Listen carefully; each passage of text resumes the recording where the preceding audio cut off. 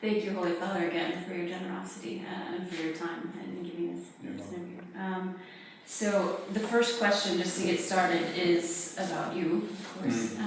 So you are two things at once. You are the first Pope from the United States, but you're also the second Pope with the perspective, if you will, of Latin America. Which of those do you feel more, do you identify with more? Do you feel more American? Do you feel more Latin American? I think the answer is both and. One of the things that has come out in a number of articles that have been published is journalists and others try to decipher, interpret, or make up what they think I am. But there's an element of truth in statements that are being made about the world experience that I've had, and even the studies that have done, and the family tree, the genealogy, and finding. I knew some of what's been published, but a lot has been discovered that I wasn't aware of. And there seems to be something, someone said to me recently, between the family background of all the different nationalities, including, my brother just got a book that was published in France talking about the African roots, which there apparently are, and French and Italian and Spanish and Cuban and Haitian, Peruvian, because of the Spanish connection. All of that together has, along with my experience, especially as prior general in getting to know the church around the world, has given me, I think, a real appreciation for the wonderful wealth of traditions and cultures and languages that make up the world and, of course, the church.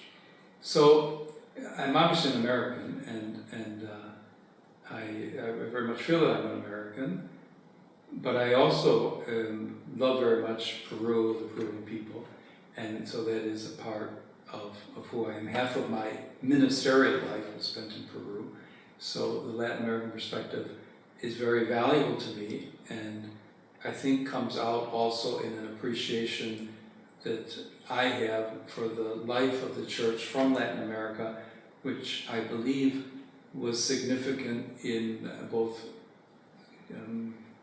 my connection with Pope Francis, my understanding of some of the vision that Pope Francis had for the church, and how in some ways at least we can continue to carry that on from what Francis was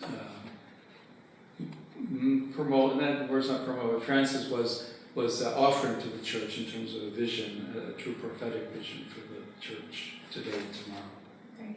Now this is John's question that I promised him I would ask, because he said this is more telling than anything else. Scenario, the United States is playing Peru in the World Cup. Who do you cheer for? Good question, probably Peru, and just because of affective bonds, if you will. There was a case some years ago, and because I'm also a big fan of Italy. In World Cup level, I would follow 3 teams generally. You mentioned 2, and Italy would be the 3rd one. So if they qualify. Yes, that's a big if. Also in Peru's case, of course. There hasn't been an issue recently, so I follow the World Cup.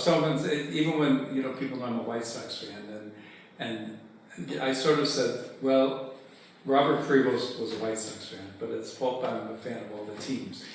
So like I'm a fan of the Rome soccer team, but when the Naples team came after they had won the Scudetto, I obviously was encouraging them and congratulating them. So even at home, I mean, I grew up a White Sox fan, but my mother was a Cubs fan, so you couldn't be one of those fans that shut out the other side.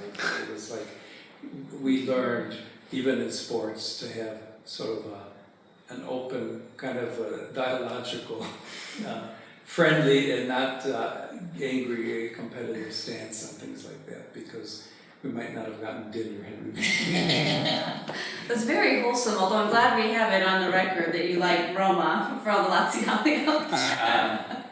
John's not Laziali, is he? No, Romanisti di cuore. I know Romanisti. That's what I thought. You remember the banners hanging in our Yeah. apartment. Yeah.